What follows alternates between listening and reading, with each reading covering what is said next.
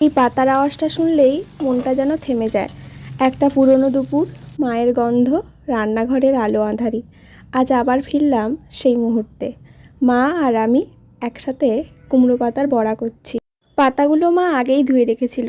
তারপর মশলা, সাদা সর্ষে, কালো সর্ষে, জিরে, কয়েকটা কাঁচা লঙ্কা আর একটু পেঁয়াজ।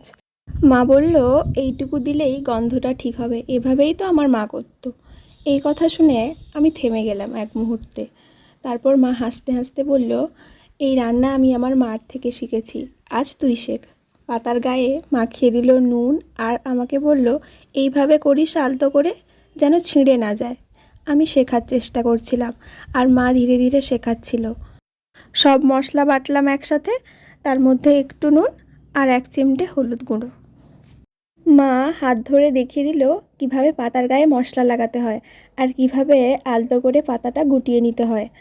এটা আসলে শেখা, বোঝা আর একসাথে থাকার মুহূর্ত।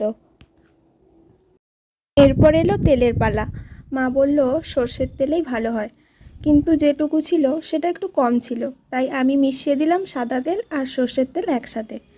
তেলটা গরম হতেই মা বলল, এবার ছেড়ে দে পাতাগুলো, একটার পর একটা পাতা ভাজা, একটু ঢেকে রাখা, তারপর উল্টে পাল্টে খচখচ করে ভাজা। সেই গন্ধে যেন রান্নাঘর ভরে উঠল। না, শুধু রান্না না, এটা ছিল একটা সময়, মা আর আমার সময়।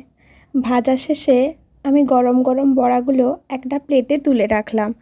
মা পাশে এসে বলল, চল খেয়ে নে। ভাত মেখে কুমড়ো পাতার বড়া খাচ্ছি আর মনটা ভরে উঠছে একরাশ আবেগে। রান্না আসলে তাই, ভালোবাসা, শিখে যাওয়া আর বাঁচিয়ে রাখা।